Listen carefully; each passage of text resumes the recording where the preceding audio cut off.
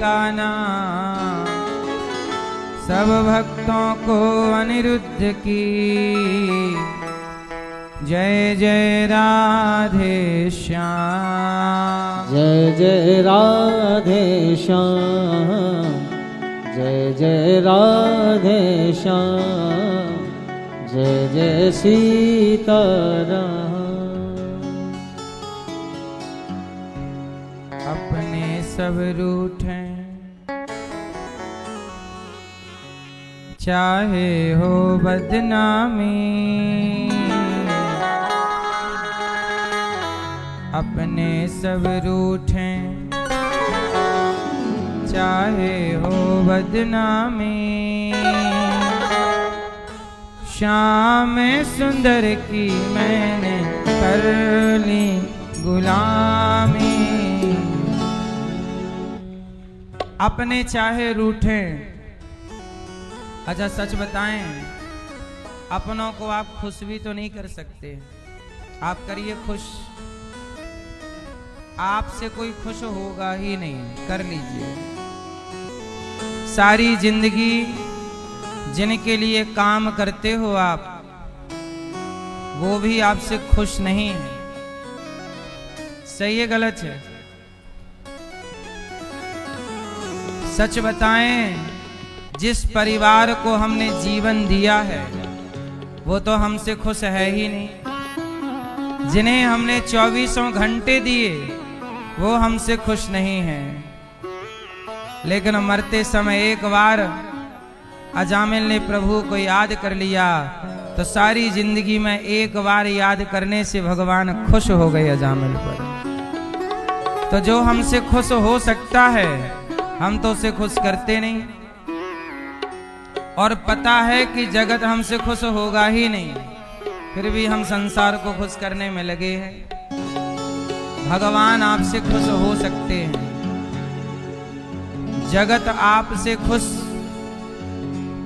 इस संसार को सीता मैया खुश ना कर पाई, इस संसार को मीराबाई खुश ना कर पाई, इस संसार को प्रहलाद जी खुश ना कर पाए। अब आप लोग चले हैं खुश करने। मत गवाओ अपना समय भगवान को। जगत कभी खुश किसी से नहीं हुआ। जगन्नाथ खुश हो जाएं तो सब खुश हैं।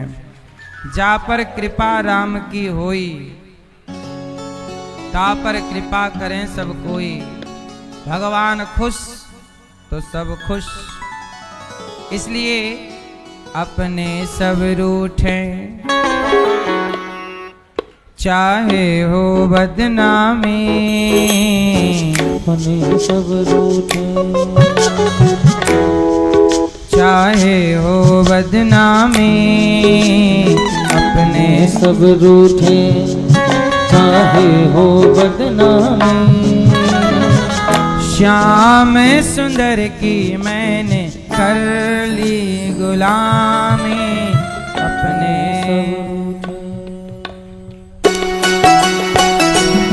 जय हो।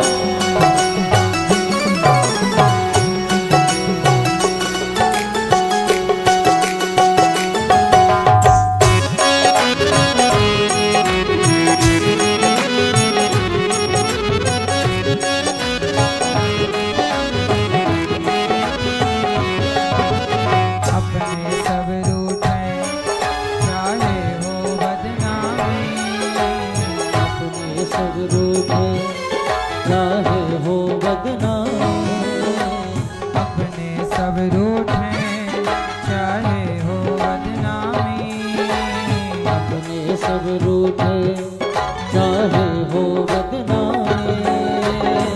श्याम सुंदर की मैंने कर ली गुलामी। अपने सब रूठे चाहे हो बदनामी। श्याम सुंदर की मैंने कर ली गुलामी। अपने सब रूठे चाहे हो बदनामी। अपने सब रूठे चाहे हो बदनामी। श्याम सुंदर की मैंने कर ली गुलामी। सब रूठे चाहे हो बदनामी, श्याम सुंदर की मैंने कर बुलाए। कृष्ण मुरारी गिरधारी नटवर नागर बनवारी। हाँ कृष्ण मुरारी गिरधारी नटवर नागर बनवारी।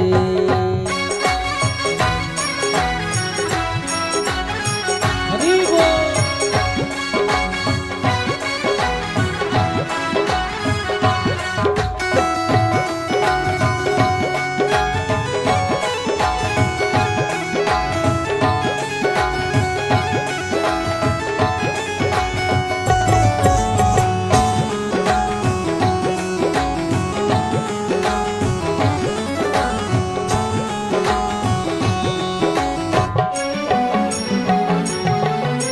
रोज सुनूं मैं सत्संग जाकर, रोज सुनूं मैं सत्संग जाकर, तुझे रिझाऊं तेरा नाम गाकर। हाँ तुझे रिझाऊं तेरा नाम गाकर। कृष्ण मुरारी गिरधारी नटवर नागर बनवारी। कृष्ण मुरारी गिरधारी नटवर नागर बनवारी। रोज सुनो मैं सत्संग जाकर, तुझे रिझाऊं नाम गाकर। रोज सुनो मैं सत्संग जाकर, तुझे रिझाऊं तेरा नाम गाकर। रोज सुनो मैं सत्संग जाकर, तुझे रिझाऊं नाम गाकर। रोज सुनो मैं सत्संग जाकर, तुझे रिझाऊं तेरा नाम गाकर। कोई कुछ बोले, जय हो। कोई कुछ बोले, कोई कुछ बोले, मैंने भर ली है हामी। कोई कुछ बोले मैंने भर ली है हमें। श्याम सुंदर से मैं कर ली गुलामी। सब रूठे चाहे हो बदनामी, श्याम सुंदर की मैंने कर ली गुलामी। अपने सब रूठे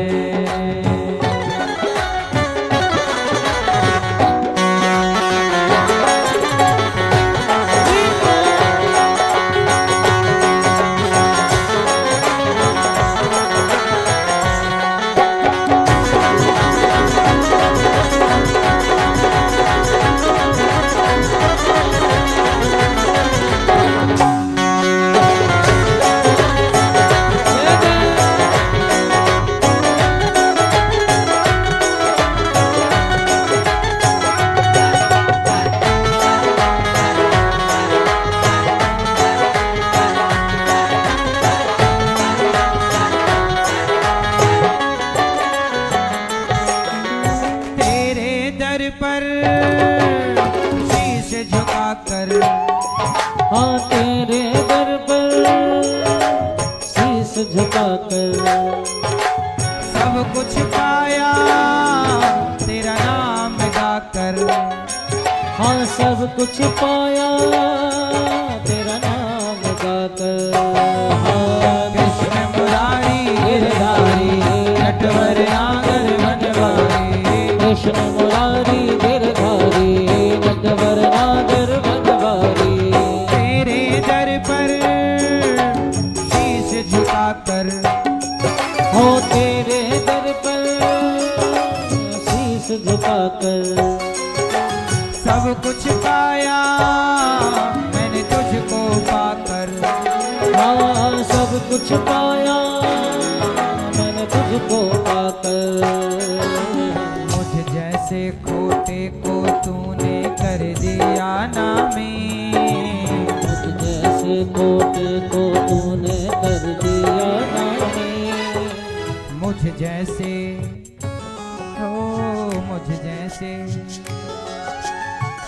जैसे छोटे को तूने कर दिया नामी।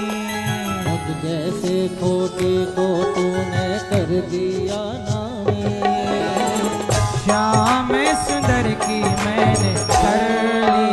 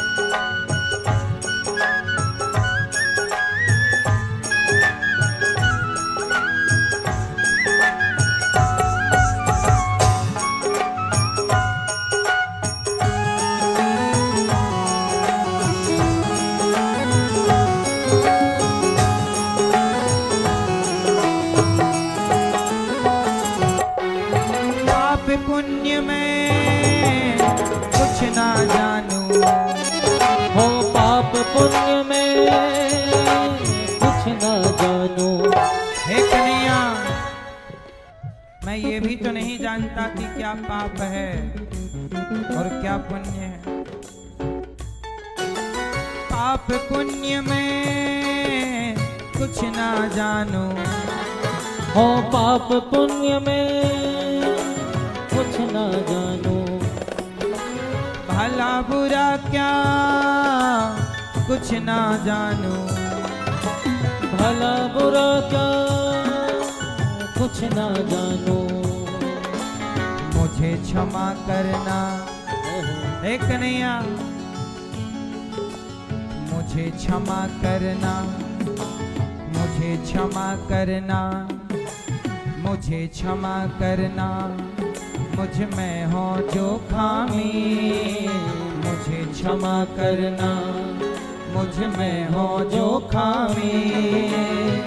श्याम सुंदर की मैंने कर ली गुलामी, बने सब रूठे चाहे हो बदनामी, श्याम सुंदर की मैंने कर ली गुलामी। बने सब रूठे चाहे हो बदनामी, श्याम सुंदर की मैंने कर ली गुलामी। अपने सब रूठे चाहे हो बदनामी, श्याम सुंदर की मैंने कर ली गुलामी। अपने सब रूठे चाहे हो बदनामी, श्याम सुंदर की मैंने कर ली गुलामी।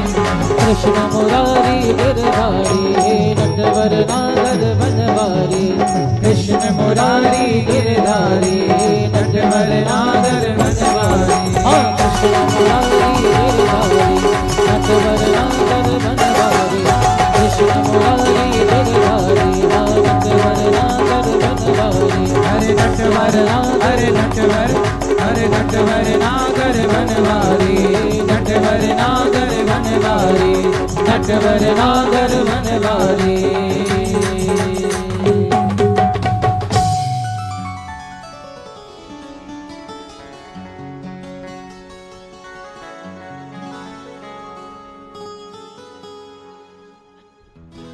मुझे क्षमा करना, मुझ में हो जो खामी, मुझे क्षमा करना। हे प्रभु, मैं अज्ञानी जीव हूँ, मुझे नहीं पता कि पाप क्या होता है, पुण्य क्या होता है। आप कृपा करिए और मुझे क्षमा कीजिएगा। इसलिए कहता हूं भगवान से रोज, रात को सोने से पहले सबसे क्षमा मांगा करो। पता नहीं कल क्षमा मांगने के लिए जाग पाओ ना जाग पाओ, कल का सूरज देख पाओ ना देख पाओ। इसलिए क्षमा सबसे रोज मांगा करो। हम लोग रोज जाने अनजाने में दिल बहुत दुखाते हैं। जानते हो सबसे बड़ा पाप क्या है?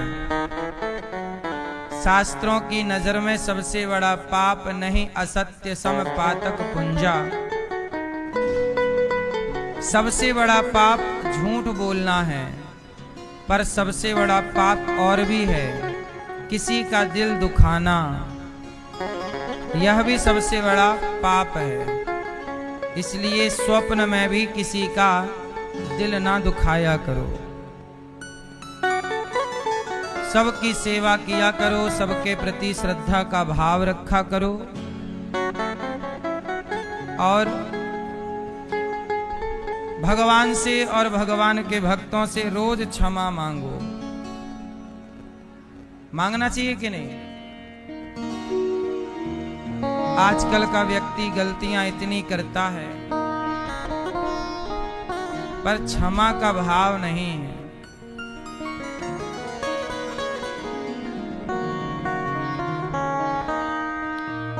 क्षमा बड़न को चाहिए, छोटन को उत्पात। का हरि को घट गयो जो भृगुमारी लात। हमारी मैया श्रीमती सेमवती विश्वकर्मा जी, देखो इनके अंदर कितनी करुणा है, कितनी दया है। अपने पिता के पक्ष को, पति के पक्ष का उद्धार करने के लिए भागवत जी का आयोजन करा रही हैं कि सबका कल्याण हो। सर्वे भवन्तु सुखिनः सर्वे सन्तु निरामया। अपने स्वर्गीय पति श्री मुरली विश्वकर्मा जी की याद में, उनकी स्मृति में मैया अनूपपुर मध्य प्रदेश से आई हैं और कथा की इस पावन गंगा में मैया जी डुबकी लगा रही हैं। अपने परिवार को लेकर, जो यहाँ हैं वो यहाँ से, जो टीवी पर सुन रहे हैं कुछ लोग, और आपके पूर्वज जहाँ हैं जिस लोक में, वहीं से आपके द्वारा ये जो कथा का आयोजन है वो वहीं से सुन रहे हैं। और आप लोगों ने पोथी पाठ जो कराई है भक्तजनों ने, आपके भी पूर्वज आपसे तृप्त हो रहे हैं। भागवत से ही पितृदोष समाप्त होता है। अभी 1 तारीख से फिर यहाँ भागवत जी के पोथी पाठ होंगे, 1 जुलाई से 7 जुलाई। आप भी अपने पितरों के लिए करा सकते हैं पाठ। मैया, भगवान की कथा में कल हम लोगों ने सुना, राजा परीक्षित जी को 7 दिन का समय मिला है। परीक्षित जी ने सुखदेव जी से कहा हाथ जोड़ के, परीक्षित जी को शाप लगाना, 7 दिन में मर जाने का शाप। मैया, आप सभी भक्तों का बहुत बहुत स्वागत। साधना श्रद्धा टीवी पे कथा का रसपान कर रहे सब भक्तों को जय श्रीमन नारायण। सबको जय श्री कृष्णा, राधे राधे, जय श्रीमन नारायण, जय गौरी गोपाल। कैसे हैं आप लोग? अब शांत चित्त से बैठ जाओ सभी लोग। भैया बैठ जाओ, है ना? मैया, मोबाइल बैठ के चला लो। मेरी माँ, बैठ जाओ और प्रेम से मोबाइल चला लो। सुन लो, थोड़ी कथा भी सुन लेना। सुनो शांति से। 2-3 घंटे जब तक कथा हो, बस 2 घंटे बहुत शांति से सुनिएगा। खड़े ना हो बाद में बीच बीच में। राजा परीक्षित जी ने कहा कि गुरुदेव मुझे भागवत सुननी है। सुखदेव जी ने कहा क्यों? बोले मुझे जल्दी मरना है, मेरे मरने का टाइम आ गया है। अच्छा, क्यों मरना है आपको? क्योंकि मेरे से एक संत का अपमान हो गया है। राजा परीक्षित जी की आयु घट गई। क्यों? क्योंकि इन्होंने एक संत का अपमान कर दिया।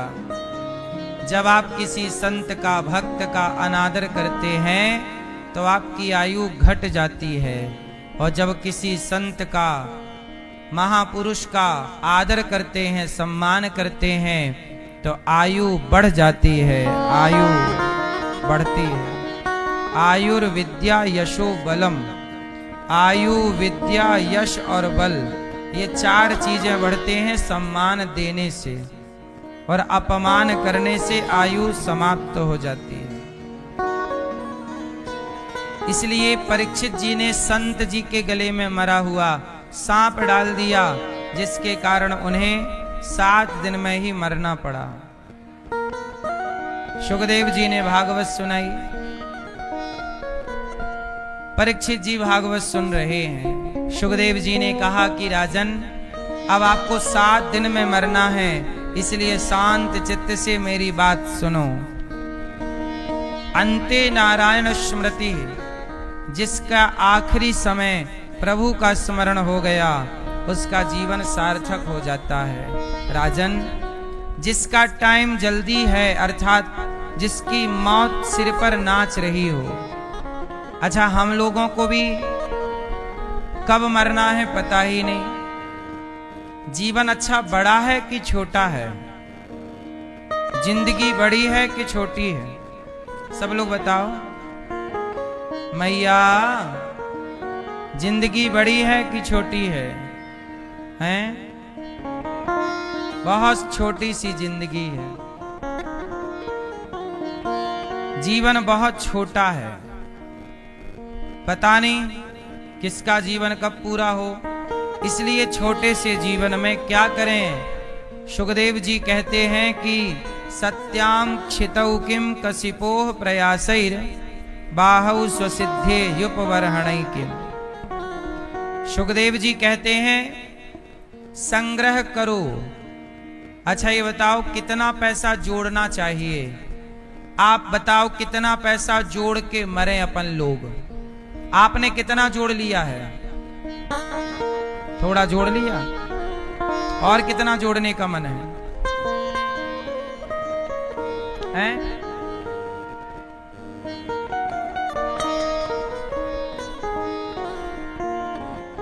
घर चल जाए ठीक है, और बच्चों के लिए थोड़ा। आपको कितना जोड़ना है? मैया आप बताओ।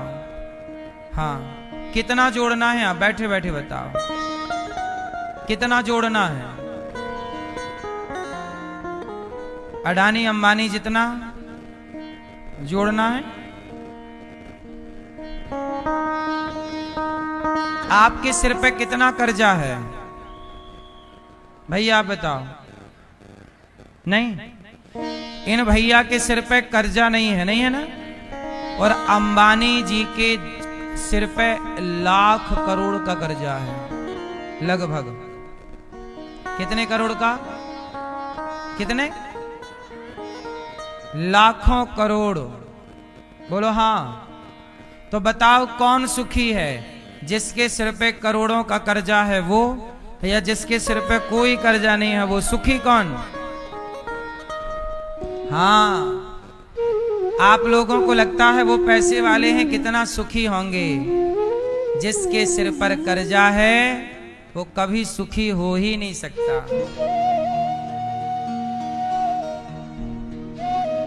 सुखी कौन? जिसके सिर पे कोई कर्जा नहीं है वो सुखी है। बहुत सुखी, कोई कर्जा नहीं।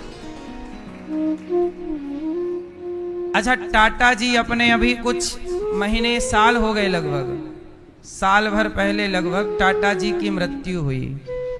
आपको पता है कितने साल के होके टाटा जी गए हैं? कितने साल हैं? लगभग 90 मान लो, लगभग 90, थोड़ा कम ज्यादा हो सकता।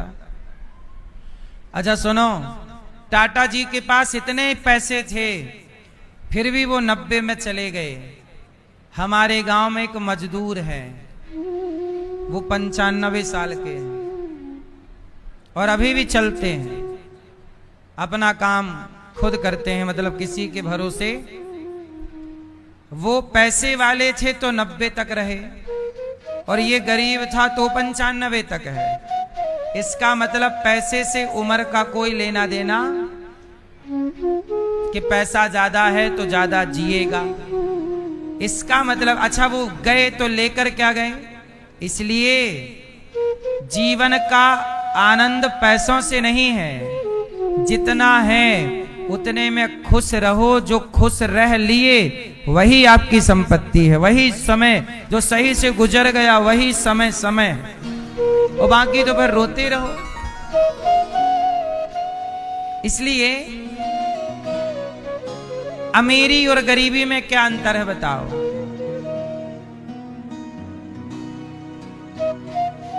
बोलो।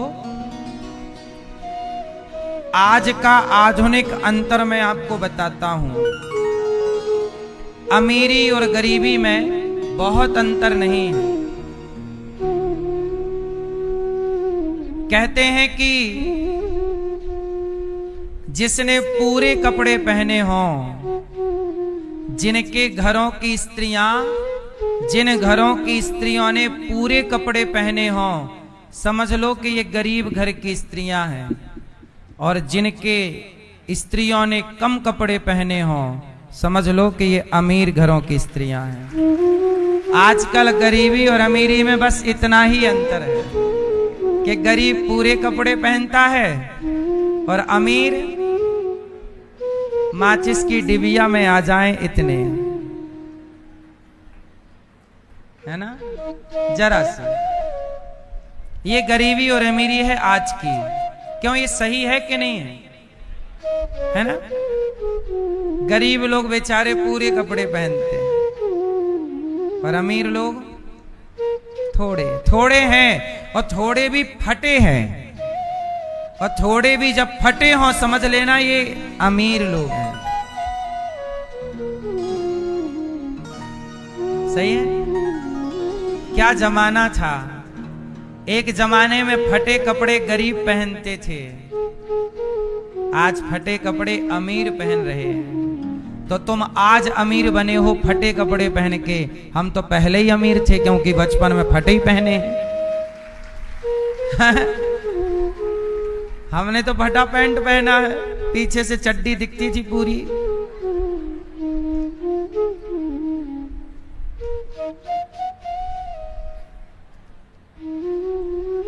क्यों, तुम आज अमीर हुए, यदि तुम्हारे हिसाब से यही अमीरी है तो फिर वो अपना फटा कपड़ा सही था क्या?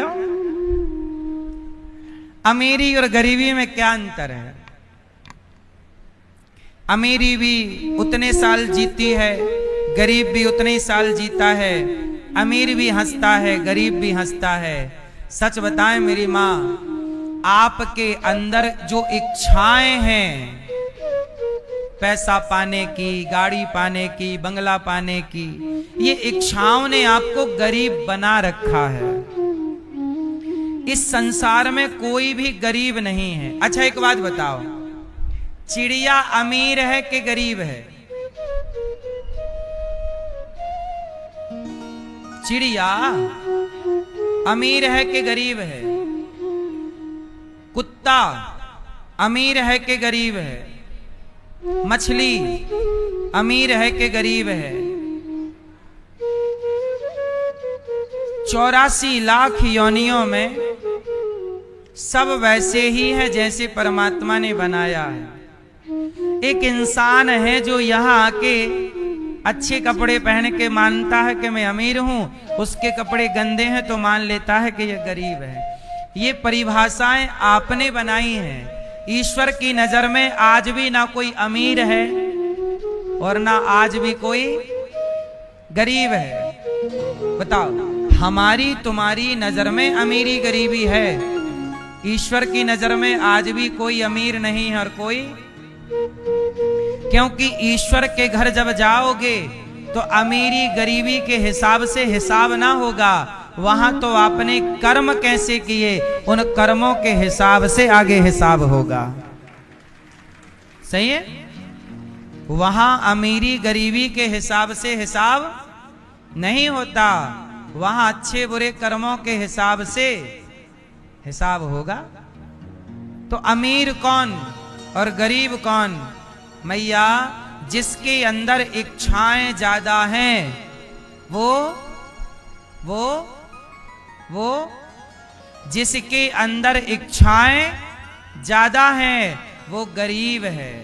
ज्यादा इच्छा है ना, और इच्छाएं आपको हमेशा परेशान रखती हैं, और परेशान जो है वो गरीब है। और जिसकी इच्छाएं कम हैं और कम इच्छाओं में वो, जब इच्छाएं ही नहीं हैं तो हम दुखी होंगे ही नहीं, क्योंकि हमें दुखी करता कौन है? हमारी इच्छाएं। इसलिए जिसकी इच्छाएं ज्यादा हैं वो गरीब है, जिसकी इच्छाएं ज्यादा, और जिसकी इच्छाएं कम वो अमीर है। अमीर होना है तो देखो ना, हमारे संत लोग पेड़ की छांव में पड़े हैं फिर भी कोई कामना नहीं। आप महलों में रह के भी परेशान हैं और संत पेड़ की छांव में भी सुखी हैं। क्यों? क्योंकि उनके अंदर की इच्छाओं का उन्होंने अंत कर दिया, इसलिए वो कहलाते हैं संत। अंत कर दिया। इसलिए कहता हूं मारना है तो अपनी इच्छाओं को मारिए। किसको मारिए? अच्छा, जैसे रावण की इच्छा हुई सीता मां को चुराने की। रावण की क्या इच्छा हुई? सीता मां को चुराने की। यदि रावण अपनी इस इच्छा को मार डालता तो क्या रावण का सर्वनाश होता? लेकिन रावण ने क्या किया? अपनी इच्छा को मार नहीं पाया। अपनी इच्छा को, अपने भीतर की गलत इच्छा को मार नहीं पाया। इसलिए कहता हूं, आपके अंदर जो गलत गलत इच्छाएं हैं, गलत गलत विचार हैं, इन गलत इच्छाओं को, विचारों को मारना ही। आपके शत्रु बाहर नहीं बैठे हैं, आपके शत्रु भीतर हैं। अपने भीतर के शत्रुओं को मार डालोगे तो आप जीत जाओगे। रावण हार गया। बताओ रावण किससे हारा? जोर से, जोर से मेरी मां। रावण किससे हारा? रावण अपने आप से हार गया। आपकी लड़ाई किसी से नहीं है, आपकी लड़ाई आपसे है। आपकी लड़ाई, अब जैसे शराबी चाहता है कि मैं शराब ना पीऊं, लेकिन शराब उसे अपनी ओर खींचती है। वो जाता है, शराब पीता है, तो अब वो जान रहा है कि शराब पीने से मेरा घर बिगड़ रहा है। वो जान रहा है कि शराब पीने से मेरा स्वास्थ्य बिगड़ रहा है, मेरे बच्चे अनाथ हो रहे हैं, मेरे बच्चे पढ़ लिख नहीं पा रहे हैं। वो जानता है कि शराब गलत है, पर वो शराब उसे अपनी ओर खींच लेती है और वो चला जाता है। अब बताओ, उसकी सबसे बड़ी दुश्मन कौन है? शराब। तो उसकी लड़ाई किससे है? अपने अंदर की वो इच्छा से, उस इच्छा से जो इच्छा उसे शराब की ओर ले जाती है। तो आपकी लड़ाई किससे हुई? आपसे। इसलिए हमारे ऋषियों ने किसी देश को जीतना जरूरी नहीं समझा, बल्कि अपने आप को, अपने मन को जीतना जरूरी समझा है। अपने को जीत जाओ, अपने पे कंट्रोल, अपने मन को अपना गुलाम कर लो। लेकिन आपने क्या किया? मन के आप गुलाम होते चले गए। मन जहां चाहे आपको ले जा रहा है, मन जो चाहे आपसे करा रहा है। इसलिए मन के गुलाम मत बनो, मन को अपना गुलाम बनाओ। ठीक है? क्या करोगे मेरी मां भक्तों? मन को अपना, जोर से, अपने मन को अपना गुलाम बनाओ। तो अमीरी कौन, गरीबी, अमीर गरीब कौन? कोई अमीर नहीं है और कोई गरीब नहीं है। जो जिसके होठों पे मुस्कान है।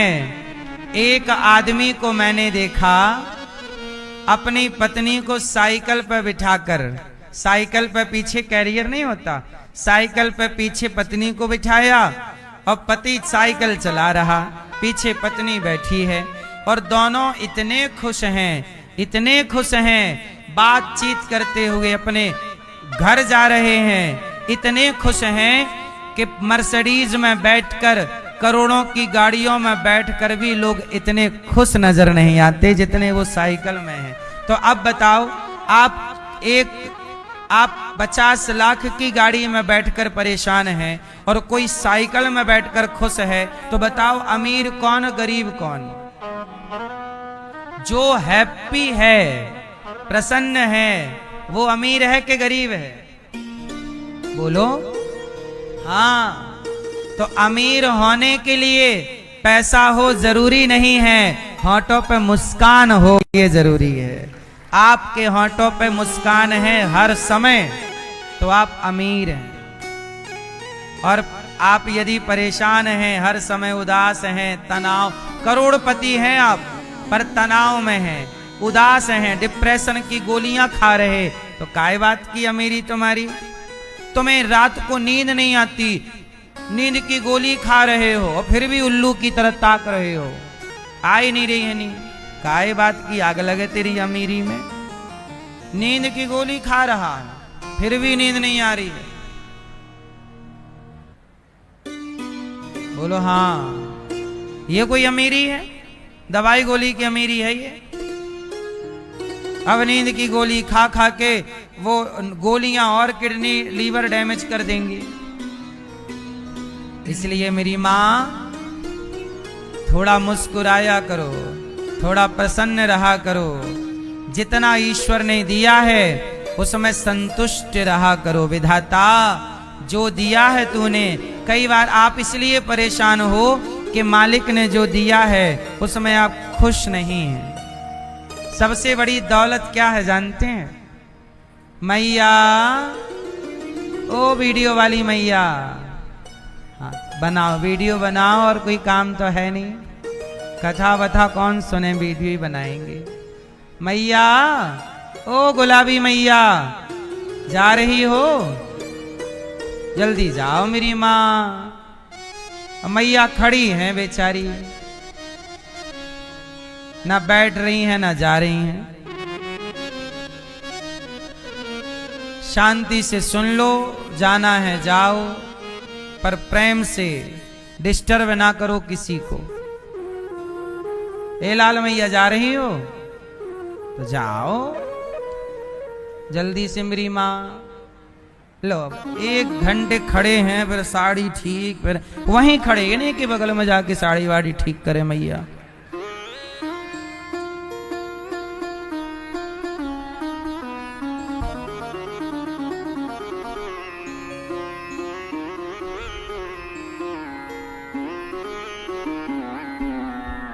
सुनो,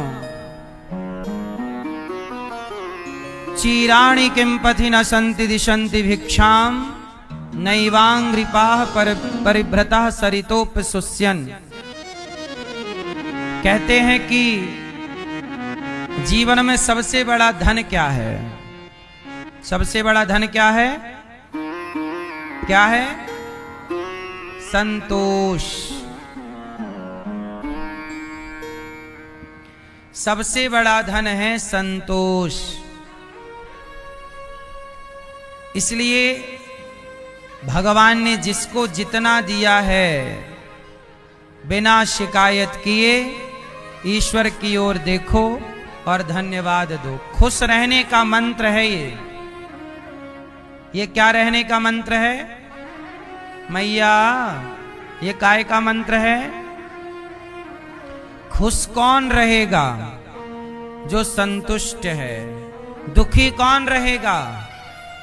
जो बहुत इच्छाओं का गुलाम है। इसलिए अपनी इच्छाओं को कंट्रोल, इच्छाओं को जीतना, ये भी एक कला है। किसको जीतना? भगवान कृष्ण को देखिए, भगवान कृष्ण की कोई इच्छा नहीं है। कोई क्या इच्छा है? भगवान कृष्ण के इतना बड़ा परिवार, 56 करोड़ यदुवंशी। आखिरी में जानते हो क्या हुआ?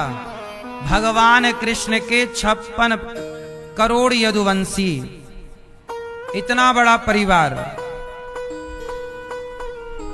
भगवान का कितना बड़ा परिवार है जानते हो मैया? भगवान का परिवार बहुत बड़ा है, लेकिन उस पूरे परिवार में बचा कौन?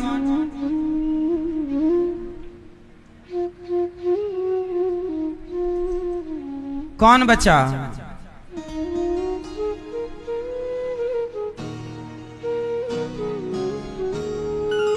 भगवान के इस पूरे परिवार में बचा कौन?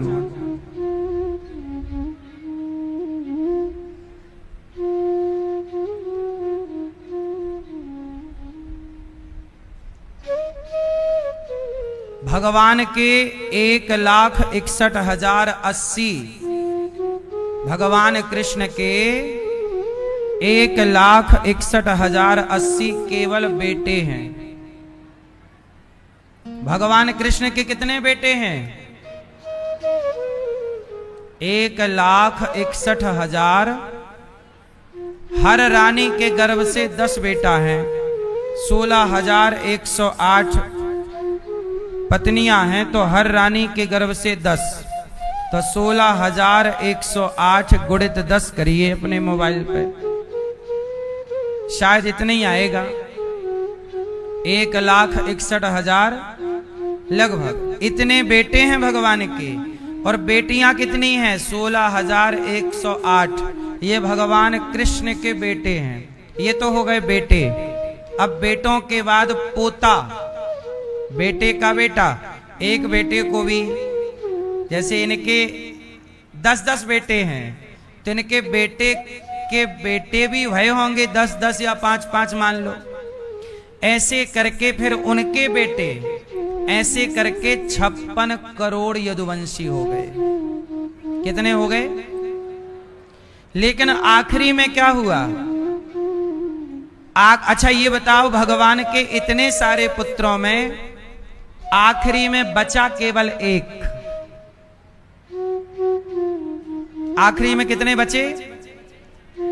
इसलिए कई बार आपके 4 बेटे हो जाते हैं, 2 बेटे हो जाते हैं, 5 बेटे होते हैं, पर कई बार आपके किसी को जाना पड़ता है।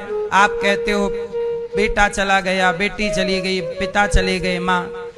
ज्यादा मिल भी जाए पर याद रखना बचेगा उतना ही जितना ईश्वर को बचाना है, देना है। भगवान के 1,61,080 बेटों में उनके पूरे पुत्र पौत्रादि पूरे वंश में एक बचा था बस।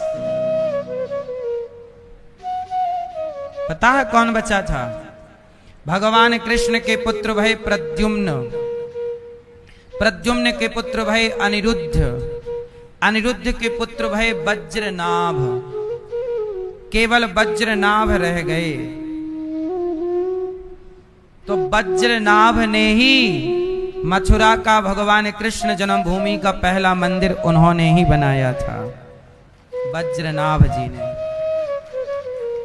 और अयोध्या में जो कनक भवन है, कनक भवन को भी वज्रनाभ ने ही बनवाया था।